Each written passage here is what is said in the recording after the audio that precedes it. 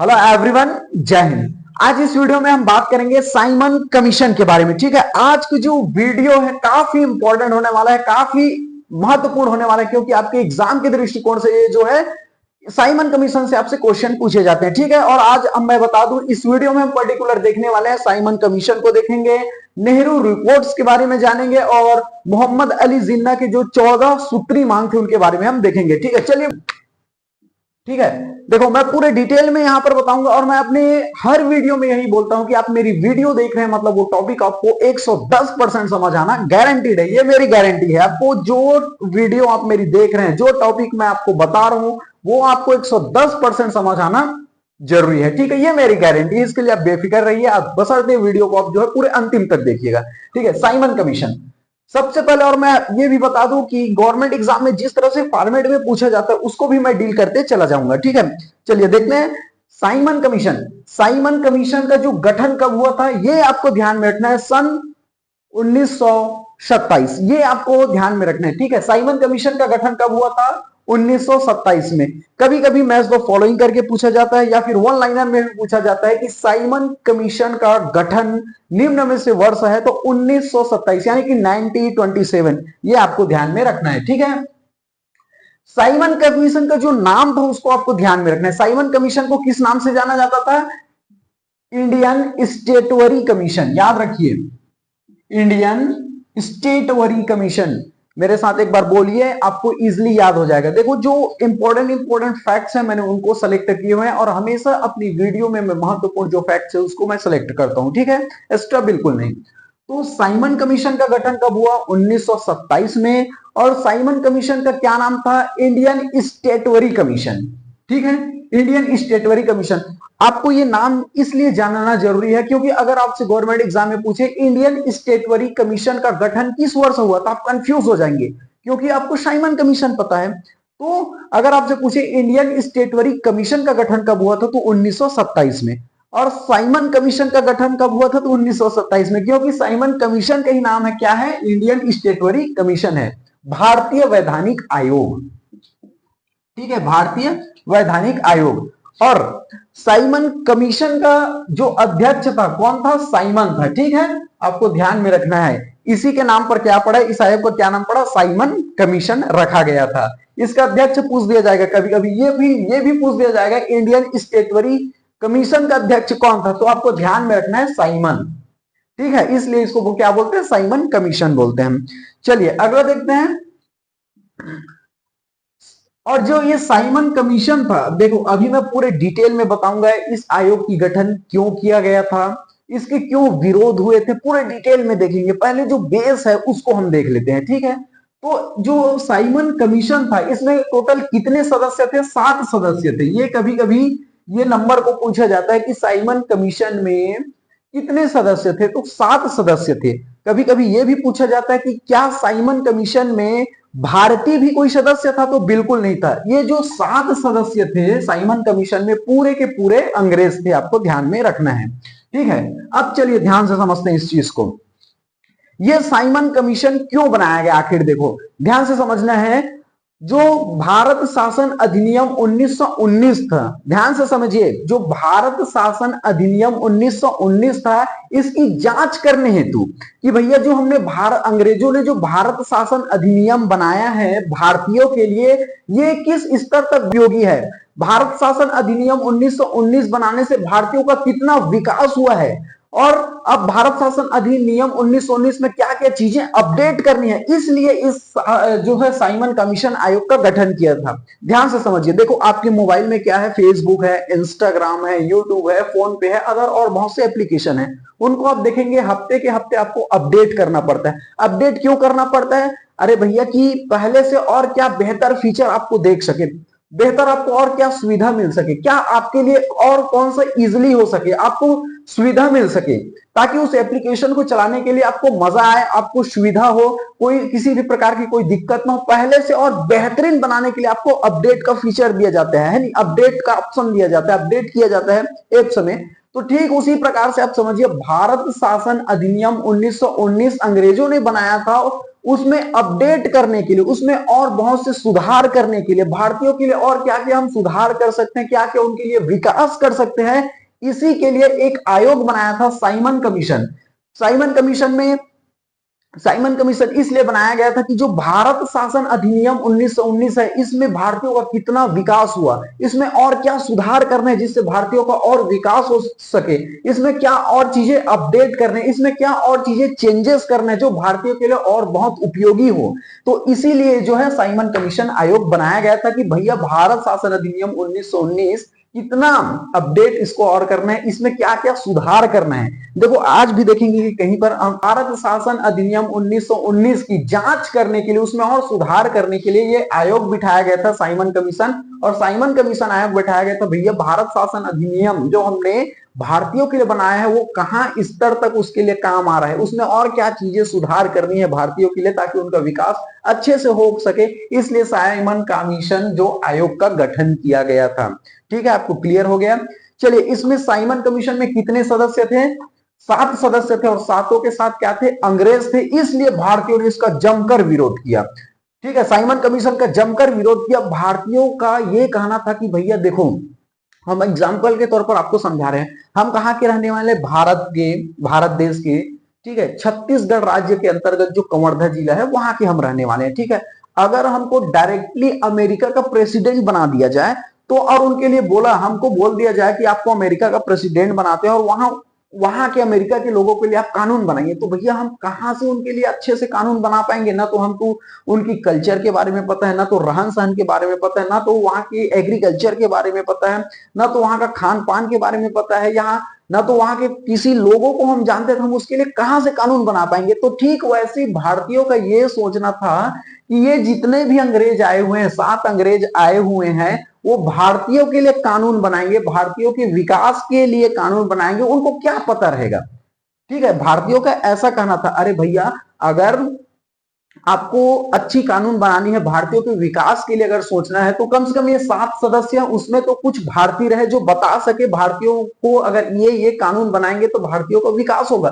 तो इसमें सभी के सभी क्या थे? अंग्रेज थे। इसलिए भारतीयों ने इसका जमकर विरोध किया कि इस सदस्य में एक भी क्या है, एक भी जो है कोई भारतीय नहीं है, तो कहां से ये अंग्रेज हमारे बारे में अच्छे गहराई तक, यानी कि एक कहते हैं ना कि ग्राउंड लेवल पर जाकर कहां सोच सकेगा, कहां बेहतरीन बात बता सकेगा, या फिर बेहतरीन कहां कानून बना सकेगा जो हमसे हमारा जो विकास हो सके। इसलिए भारतीयों ने इनका जमकर विरोध किया कि पूरे के पूरे सातों के सातों सदस्य अंग्रेज हैं, ये हमारे लिए क्या विकास का काम सोचेंगे, क्या विकास कार्य करेंगे, क्योंकि इन्हें हमारे न तो कमीशन, जब साइमन कमीशन का किस प्रकार से विरोध किया गया? काले झंडे दिखा करके क्या किया? साइमन कमीशन का विरोध किया गया। साइमन गो बैक करके नारा लगाया था जब साइमन यहां पर आया, क्योंकि साइमन कमीशन का अध्यक्ष कौन था? साइमन था। साइमन जब यहां पर आया तो काले झंडे दिखा करके उनका क्या किया? विरोध किया गया। बहुत से भारतीयों ने पूरे जो है काले झंडे दिखाकर जो है विरोध किया और बोला कि साइमन गो बैक करके नारा लगाया गया कि साइमन वापिस जाओ। ठीक है, तो ये आपको ध्यान में रखना है। कभी कभी ये गवर्नमेंट एग्जाम में पूछ दिया जाता है कि साइमन कमीशन का विरोध, साइमन कमीशन के विरोध निम्न में से किस प्रकार से किया गया? झंडे दिखा करके, नारे लगा करके, या फिर नारा निम्न में से है, साइमन कमीशन का नारा है, ऐसा आपसे पूछा जा सकता है। तो आपको ध्यान में रखना है साइमन गो बैक। ठीक है, चलिए पहले देखते हैं इसका उद्देश्य क्या था, साइमन कमीशन का गठन क्यों किया गया था? 1919 में जो भारत शासन अधिनियम की जांच व सुधार करने हेतु इसका गठन किया गया था। ठीक है, मैंने अभी अभी बताया कि भारत शासन अधिनियम 1919 की जांच करने के लिए, उनमें सुधार करने के लिए यह आयोग बिठाया गया था कि भैया भारत शासन अधिनियम 1919 हमने जो बनाया था भारतीयों के लिए, उसमें और क्या चेंजेस करने हैं, उसमें क्या और सुधार करना है, इस स्तर तक ये भारतीयों के लिए जो है काम आ रहा है, इसमें और क्या सुधार करें जिससे भारतीयों का और अच्छे से विकास हो सके। इसलिए इस कमीशन को बिठाया गया था कि आप चेक कीजिए, जाइए वहां पर भारत में जाइए और जो भारत शासन अधिनियम हमने बनाए थे उसको चेक कीजिए, जांच कीजिए कि जो भारत शासन अधिनियम किस स्तर तक भारतीयों के काम आ रहा है, उसमें और क्या सुधार करें और क्या बेहतरीन अपडेट करें, कुछ चीजें जोड़ें और कौन सा कानून बनाए जिससे भारतीयों का और जो है विकास हो सके। इसलिए साइमन कमीशन का गठन किया गया था। ठीक है, चलिए, तो इसका जो है काला झंडा दिखा करके ठीक है, इसका विरोध किया गया था और साइमन वापस जाओ करके नारा लगाया था, साइमन गो बैक करके, ये क्या क्या है, साइमन गो बैक करके जो है नारा लगाया गया था। ठीक है, ये आपको ध्यान में रखना है। कमीशन का विरोध क्यों हो रहा था, पूरे बात पता चला कि इसमें सभी के सभी क्या थे, सदस्य जो थे अंग्रेज थे, एक भी सदस्य भारतीय नहीं था, इसलिए भारतीयों ने इसका विरोध किया, भैया तुम पूरे के पूरे अंग्रेज हो, तुम क्या हम भारतीयों के लिए अच्छा सोच सकोगे, क्या नए कानून बनाओगे, आपको तो ग्राउंड लेवल तक हमारे बारे में कुछ पता ही नहीं है। तो ठीक है, सभी के सभी अंग्रेज थे, इसलिए इनका विरोध किया गया। ठीक है, जब विरोध कर रहा था, है नहीं, सभी भारतीय लोग विरोध कर रहे थे, तो जो अंग्रेज की जो पुलिस कप्तान थे सैंडर्स, उन्होंने क्या कर दिया कि लाठी चार्ज कर दिया। ठीक है, लाठी चार्ज करने का ऑर्डर दे दिया।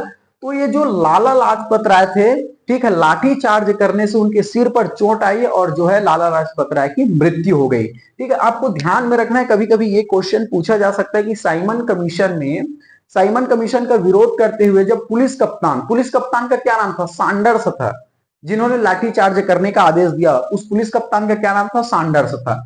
सैंडर्स के कहने पर लाठी चार्ज जब किया गया तो निम्न में से किस नेता की जो है मृत्यु हो गई, तो आपको ध्यान में रखना है लाला लाजपत राय की जो है सिर पर जो लाठी पड़ा तो उनकी क्या हो गई, मृत्यु हो गई। ये क्वेश्चन बहुत बार पूछा जा चुका है, आपको ध्यान में रखना है। ठीक है, विरोध प्रदर्शन में लाला लाजपत राय, याद रखिए लाला लाजपत राय की जो है सिर पर चोट लगने से उनकी क्या हो गई, मृत्यु हो गई। और इसने कमांड किसने दिया था, उस अंग्रेज पुलिस का क्या नाम था, पुलिस कप्तान का क्या नाम था, सैंडर्स। और सैंडर्स के कहने पर जब लाठी चार्ज किया गया तो लाला लाजपत राय की सिर पर जब चोट पड़ी तो उनकी क्या हो गई, मृत्यु हो गई। ये आपको ध्यान में रखना है। चलिए अगला देखते हैं। और कभी कभी ये पूछ दिया जाता है कि जब साइमन कमीशन का गठन किया गया उस समय भारत का वायसराय कौन था, भारत का वायसराय कौन था, इरविन था, ये आपको ध्यान में रखना है। और भारत का राज्य सचिव कौन था, बर्गहैंड था। ठीक है, ये आपको ध्यान में रखना है। अब आपको समझा दूं, बर्गहैंड जो था क्या था, भारत का राज्य सचिव था, वो ऊपर में था, और उसके जो नीचे थे वायसराय, भारत का वायसराय कौन था, इरविन था। समझ आए, यानी कि राज्य सचिव ऊपर लेवल का था और उसके जस्ट नीचे पर कौन था, वायसराय था। तो भारत का वायसराय कौन था, इरविन था, और राज्य सचिव कौन था, बर्गहैंड था। ठीक है, तो जब साइमन यहां पर आए तो लोगों ने खूब प्रदर्शन किया, काले झंडे दिखाकर उनका विरोध किया गया, साइमन गो बैक करके नारा लगाया। तो साइमन जो था यहां पर आया हुआ था भारत पर, ठीक है, तो इरविन को उन्होंने बहुत जो है सुनाया, इसने साइमन ने इरविन को सुनाया कि ए इरविन, क्या हो रहा है यहाँ पर भारत पे, हम आए तो हमारे नाम का विरोध कर रहे हैं, काले झंडे दिखा रहे हैं, हमको बोला जा रहा है कि Simon go back, Simon go back, ऐसे करके। तो साइमन जो है इरविन के ऊपर बहुत गुस्सा हुए थे। मान के चलो, हम आपको एग्जांपल के तौर पर समझा रहे हैं, हमने विराट कोहली साहब को यहां बुला लिया अपने छत्तीसगढ़ में, ठीक है, और किसके कहने पर आए, मेरे कहने पर आए, और यहाँ पर बहुत से जो लोग हैं वो विराट कोहली का विरोध कर रहे हैं, विराट कोहली को क्या कर रहे हैं, नारे लगा रहे हैं, उनके खिलाफ विरोध के लिए प्रदर्शन कर रहे हैं। नो डाउट हम समझाने के लिए बोल रहे हैं, विराट कोहली वर्ल्ड का बेहतरीन क्रिकेट प्लेयर है, ठीक है, और मैं उनका बहुत बड़ा फैन भी हूं, लेकिन मैं समझाने के लिए आपको बोल रहा हूं।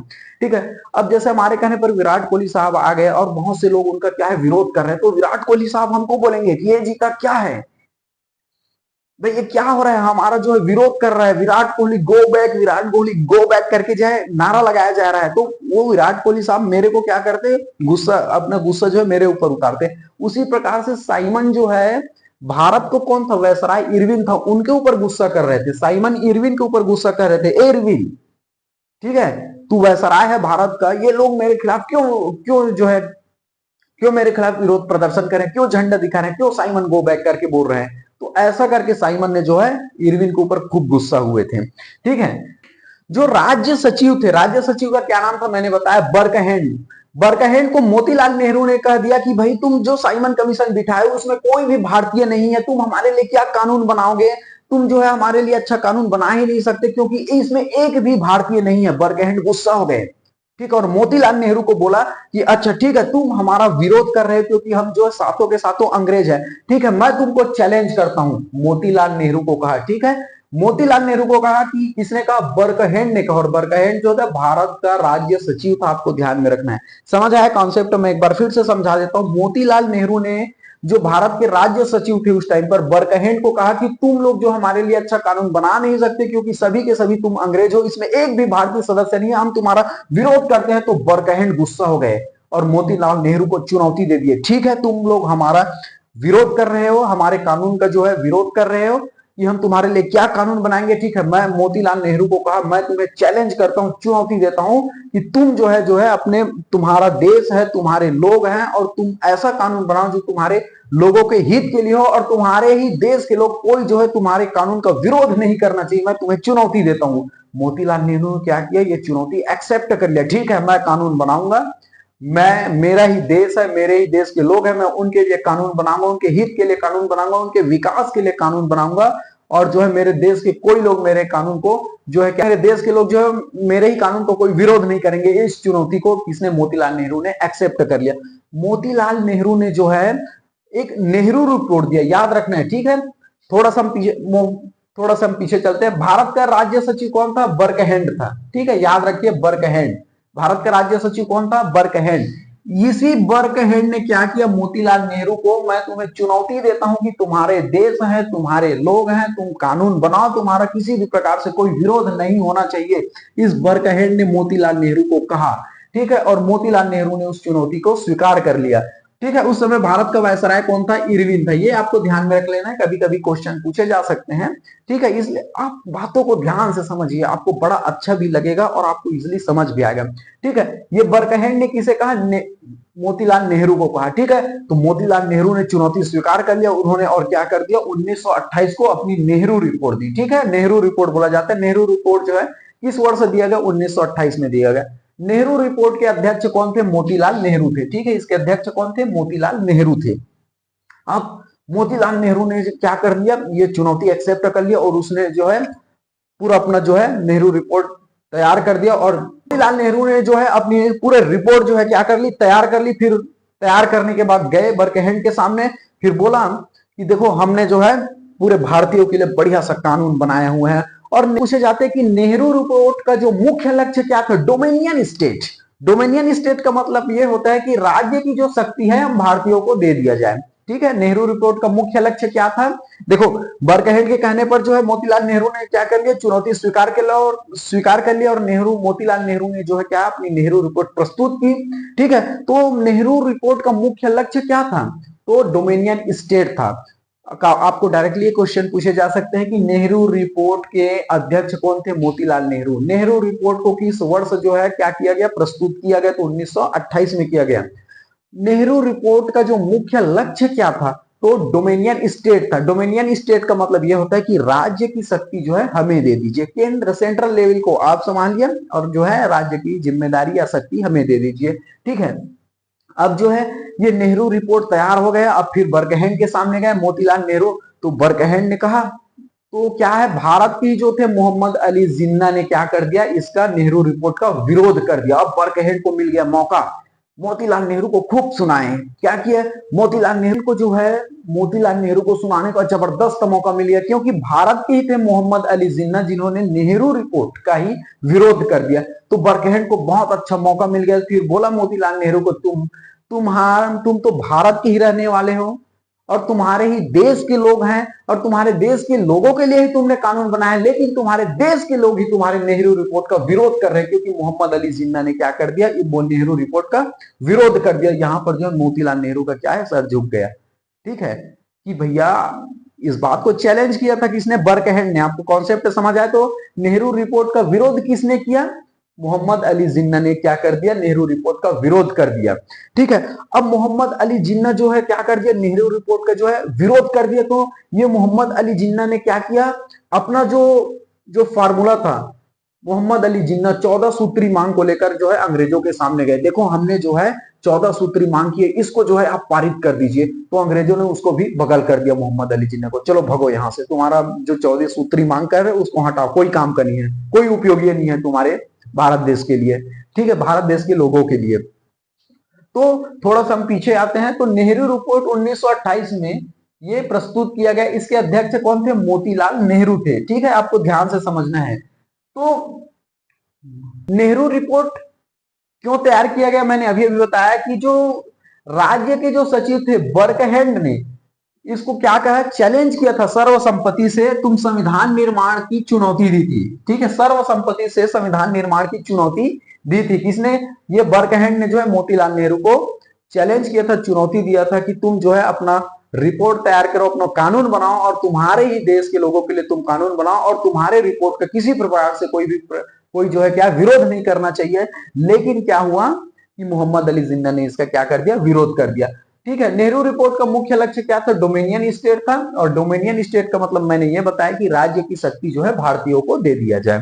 ठीक है, नेहरू रिपोर्ट का विरोध किसने किया, मोहम्मद अली जिन्ना ने। मैंने अभी अभी बताया कि नेहरू रिपोर्ट का जो है विरोध किसने कर दिया, मोहम्मद अली जिन्ना ने, जो कि एक भारतीय था और भारत के नेहरू रिपोर्ट का ही क्या कर दिया, विरोध कर दिया। तो बर्कहेड को मौका मिल गया और मोतीलाल नेहरू को खूब सुनाया उसने कि भैया देखो तुम हमारे ऊपर चिल्ला रहे थे कि तुम हमारे लिए क्या कानून बनाओगे, तुम हमारा ही विरोध कर रहे थे, लेकिन जब हमने आपको मौका दिया, आपको जब कानून बनाने का हमने चुनौती दिया, तो आपके ही जो देश के लोग हैं वो आपके कानून का विरोध कर रहे हैं। तो मोतीलाल नेहरू को ऐसा करके बर्कहेड ने खूब सुनाया था। ठीक है, कॉन्सेप्ट समझ आया।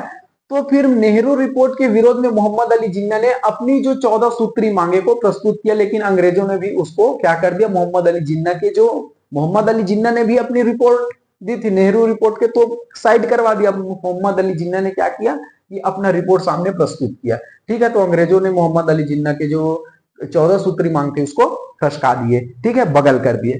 तो फिर फाइनली जो साइमन था, यहां पर मैं एक बार पढ़ देता हूं।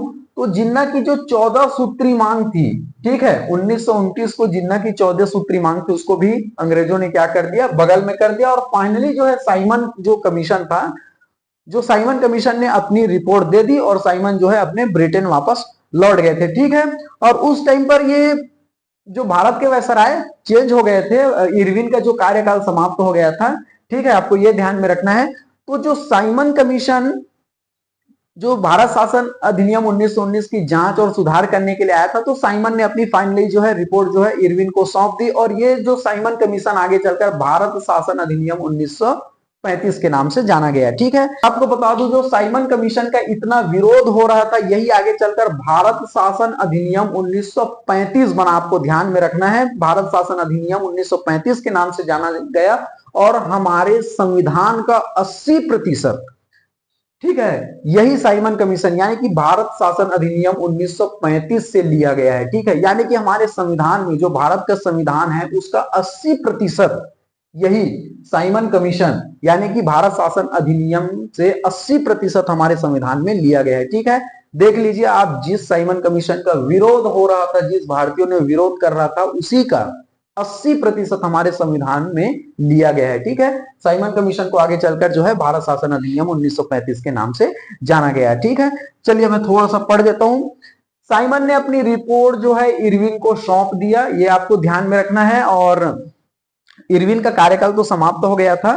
ठीक है, सौंपने के बाद जो है इरविन का कार्यकाल समाप्त हो गया और यही भारत शासन अधिनियम 1935 बना। ठीक है, मैंने अभी बताया जिस साइमन कमीशन का विरोध हो रहा था वही आगे चलकर 1935 बना के नाम से जाना गया। और इसी 1935 भारत शासन अधिनियम 1935 के कम से कम 80% जो है हमारे भारतीय संविधान में लिया गया है। ठीक है, तो इस तरह से हमने आज देखा कि साइमन कमीशन के बारे में हमने डिटेल में देखा, नेहरू रिपोर्ट के बारे में हमने देखा, जो मोहम्मद अली जिन्ना की 14 सूत्री मांग थी उनके बारे में देखा। और मैंने जो नेहरू रिपोर्ट है और जिन्ना की जो 14 सूत्री मांग है उनमें से केवल जो वो चीजें बताई है जो इंपॉर्टेंट फैक्ट्स हैं, जो अपने गवर्नमेंट एग्जाम के लिए महत्वपूर्ण है, केवल उसी के बारे में हमने चर्चा किया है। ठीक है, आई होप आपको बहुत अच्छे से समझ आ गया होगा, ऐसा मैं आशा करता हूं। चलिए, थैंक यू वेरी मच, जय हिंद।